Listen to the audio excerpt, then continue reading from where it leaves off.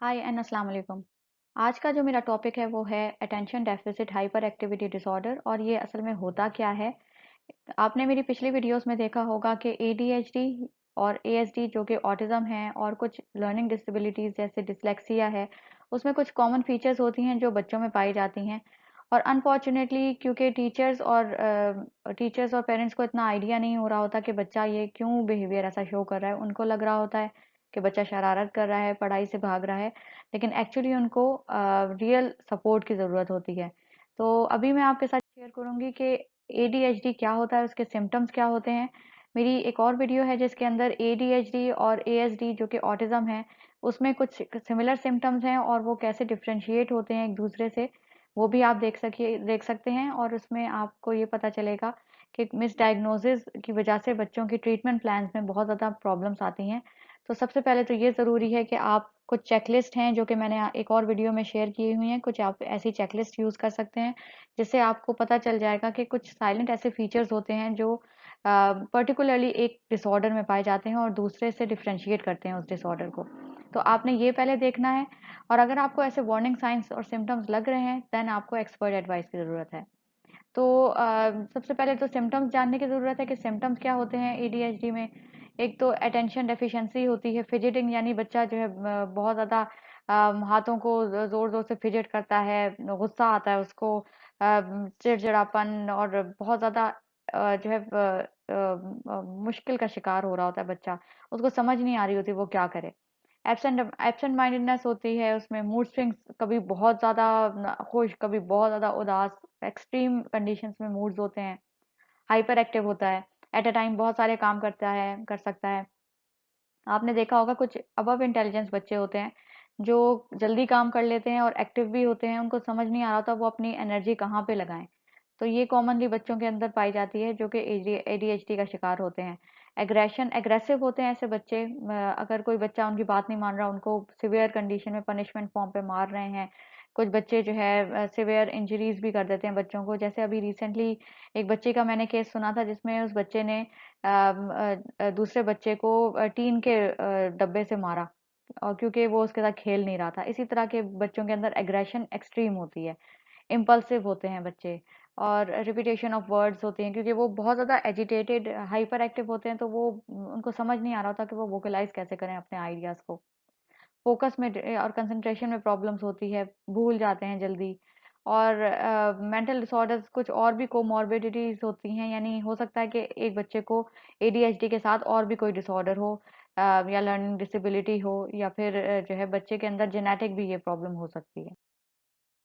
अब आप देख रहे हैं कि जो attention deficit hyper activity disorder में जो ब्रेन एरियाज होते हैं, उसमें उसकी वजह से बच्चे हाइपर एक्टिव और नॉन हाइपर एक्टिव जो बच्चे हैं या नॉर्मल जो मेन स्ट्रीम के बच्चे हैं, वो उनमें आपको ये डिफरेंस आम नज़र आ रहा होगा कि एडीएचडी के जो केसेस होते हैं उसमें बच्चे बहुत ज़्यादा एक्टिव होते हैं, विजिलेंट होते हैं, बहुत ज़्यादा जो है उनको एनर्जी होती है उनके अंदर, as compare to mainstream बच्चे जो कि खेल कूद पसंद करते हैं लेकिन एक लिमिट तक।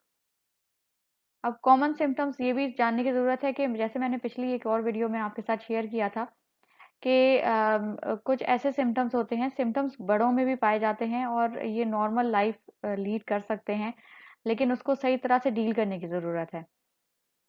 जैसे कि एडीएचडी बड़ों में भी पाया जाता है, उसके कुछ ट्रेंड्स रह जाते हैं और बच्चों में भी होता है। तो कुछ ऐसे डिफरेंसेस मैंने आपके साथ शेयर करने हैं अभी, जो कि मिसाल के तौर पे जो बच्चे हैं वो टाइम ज़्यादा लेंगे। असाइनमेंट, कोई असाइनमेंट मिला है जो बच्चे 2 घंटे में आराम से कर लें, वो बच्चे हो सकता है एडीएचडी के केसेस में 5 घंटे लगा लें, और उनको जो है फोकस करने में मुश्किल होती है, एक जगह बैठने में मुश्किल होती है। ऑन द अदर हैंड वही चीज़ एडल्टहुड में जो ट्रेड्स आती हैं उसमें उनको जो है कंसंट्रेशन प्रॉब्लम होती है। इस वजह से आपने देखा होगा इस एग्जांपल में कि उनको लिसनिंग में बहुत प्रॉब्लम आ रही होती है, वो ट्रेन ऑफ थॉट्स एक के बाद दूसरी थॉट्स उनको आ रही होती हैं क्योंकि वो हाइपर एक्टिविटी मोड पे होते हैं।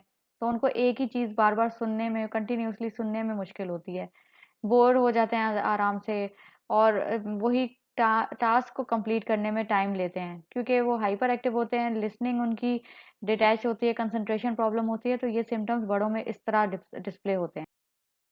अब जो कॉमन स्ट्रेटजीज जो कि मेंटल हेल्थ प्रोफेशनल्स और साइकोलॉजिस्ट आपको बताते हैं अगर आप पेरेंट हैं किसी एडीएचडी चाइल्ड के, या फिर अगर आपको खुद इसमें इस तरह के कुछ ऐसे सिम्टम्स हैं, तो मोस्ट कॉमनली जो कोपिंग स्ट्रेटजीज दी जाती हैं अनमोटिवेशन की बच्चों में, वो ये है कि एक तो टास्क को जो है डिवाइड करके और उनसे कहा जाता है कि आप उसको फॉलो करें। यानी अगर कोई इस तरह का टास्क है, कोई प्रोजेक्ट है, उनको पार्ट्स में डिवाइड कर लेंगे। पार्ट 1 ये है, तुमने ये कंप्लीट कर लिया, टिक। पार्ट 2 ये है, टिक। इस तरह करके मैनेजेबल वे में बच्चे काम कर सकते हैं या बड़े भी काम कर सकते हैं। दूसरा ये है कि work on frustrating task for shorter times to beat overwhelm. अब जो है कभी-कभी ये होता है कि टास्क अगर बहुत ज़्यादा मुश्किल है, तो उसमें फ्रस्ट्रेशन का आंसर इनमें ज़्यादा एक्सट्रीम कंडीशन में होता है as compare to mainstream individual या नॉर्मल इंडिविजुअल। ये सारे नॉर्मेलिटी के अंदर ही आती हैं चीज़ें।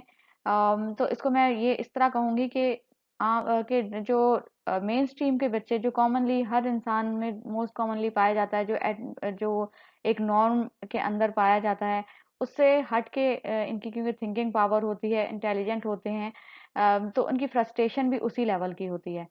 तो इस तरह के केसेस में जो मुश्किल डिफिकल्ट टास्क हैं, उनको शॉर्टर टाइम पीरियड के वक्फे-वक्फे से उसको किया जाए, ताकि फ्रस्ट्रेशन लेवल बहुत हाई ना हो और काम करने में इतनी दुश्वारी ना हो सके। इसके अलावा रियलिस्टिक और स्मॉल गोल्स, क्योंकि ये हाइपर एक्टिव होते हैं, तो ये बहुत बड़े-बड़े गोल्स भी जो है अचीव करने के लिए पहले से ही जो है बहुत एक्सट्रीम लेवल पे कहते हैं कि हम ये अचीव कर लेंगे। लेकिन उनको ये सिखाया जाता है काउंसलिंग के ज़रिए और मोटिवेशन स्ट्रेटजीज़ के ज़रिए कि आप स्मॉल गोल्स को सेट करें और आहिस्ता-आहिस्ता अचीव करने की कोशिश करें उसको। और रिवॉर्ड करें, अगर कोई आपने अकम्प्लिश कर लिया है अपना कोई गोल, तो उसको ज़रूर रिवॉर्ड करें in the form of gathering, in the form of कोई अच्छे अपने आप को गिफ्ट दे दें। तो इस तरह की चीज़ें उनको कही जाती हैं। और एक्सरसाइज बहुत इंपॉर्टेंट है, क्योंकि ये ऑलरेडी हाइपर एक्टिव होते हैं, तो एक्सरसाइज से हार्मोनल बैलेंस होता है और लोगों में हाइपर एक्टिविटी की जो कैपेसिटी होती है, वो नॉर्मलाइज होने में एक्सरसाइज बहुत ज़्यादा हेल्पफुल है। इसके अलावा अगर पैरेंटल स्ट्रैटेजीज़ की तरफ देखा जाए, ये क्योंकि मैंने बड़ों और छोटों दोनों बच्चों के केसेस में बताई थी पिछली स्ट्रैटेजीज़ जो मैंने बताई हैं कोपिंग की। तो पेरेंट्स को जब काउंसलिंग की जाती है, तो बच्चों के साथ-साथ पेरेंट्स को भी काउंसलिंग प्रोवाइड की जाती है, और उनकी थेरेप्यूटिक इंटरवेंशन में क्योंकि पेरेंट्स का बहुत इम्पोर्टेंट रोल होता है। तो पेरेंट्स को ये कहा जाता है कि एक तो पॉजिटिव अटेंशन बच्चे को दें, उनको डाँटें-डपट ना करें उनके साथ, बल्कि उनको उनके साथ टाइम गुज़ारें, उनके साथ फ्रेंडशिप करें। उनको इफ़ेक्टिव इंस्ट्रक्शंस दें कि बेटा अगर तुमने इस तरह किया तो तुम्हें इस तरह का रिवॉर्ड मिलेगा। रीइंफोर्समेंट आप इसके अंदर किसी कॉन्सेप्ट ला सकते हैं कि पॉजिटिव रीइंफोर्समेंट, कि अगर तुमने ये काम किया तो तुम अगले घंटे वीडियो गेम खेल लेना, और अगर तुमने नहीं किया तो फिर ये है कि तुम्हें 1 घंटे बाद वीडियो गेम, जब तक तुम टास्क कंप्लीट नहीं करोगे तुम्हें तब तक वीडियो गेम नहीं मिलेगा। उनके टेंट्रम्स को भी आपने देखना है कि अगर बच्चा उस टाइम बहुत एजिटेटेड मूड में है, तो आपने दूसरी टेक्निक इस्तेमाल करनी होगी, पॉजिटिव फीडबैक या पॉजिटिव अटेंशन के ज़रिए। लेकिन अगर बच्चा बहुत हाइपर एक्टिव है और इरिटेटेड नहीं है, एजिटेटेड नहीं है, तो उस टाइम आप रीइंफोर्समेंट की स्ट्रैटेजी अपना सकते हैं। अपने बच्चे की एफर्ट्स को प्रेज़ करें, उसके अंदर कॉन्फिडेंस बिल्डिंग करें, उनकी सेल्फ एस्टीम को बूस्ट करें। इसके अलावा रिवॉर्ड्स और का कॉन्सेप्ट बच्चे के अंदर डालें कि तुमने ये काम किया तो तुम्हें रिवॉर्ड मिलेगा। जैसे मैंने इस एग्ज़ाम्पल में आपको बताया कि आपने जो है इफ़ेक्टिव इंस्ट्रक्शंस के साथ रिवॉर्ड्स का कॉन्सेप्ट भी बच्चों को देना है, ताकि बच्चे काम करने में मोटिवेटेड फ़ील करें। और कंसिस्टेंटली उनको कॉन्सिक्वेंसेज़ जो है बताएँ कि अगर तुमने इस तरह नहीं किया तो तुम्हें इस तरह करके इसकी आउटकम मिलेगी। तो बच्चे अंडरस्टैंड करेंगे कि हमने ये काम इफ़ेक्टिवली करना है और कोशिश करेंगे। अब अगर बिहेवियर थेरेपी जो होती है, जब बच्चों के को पेरेंट्स लेकर आते हैं, तो उस टाइम ये एक साइक्लिकल फॉर्म में जो है बिहेवियरल थेरेपी अप्लाई की जाती है, जिसमें थेरेपिस्ट बच्चों और पेरेंट्स को साथ-साथ लेकर चलते हैं। थेरेपिस्ट जो है फैमिली के साथ मिलते हैं, उनके फीडबैक लेते हैं, बच्चों का बिहेवियर पूछते हैं कैसा है, उनके जो है साथ-साथ टीचर्स से भी डिस्कशन की जाती है।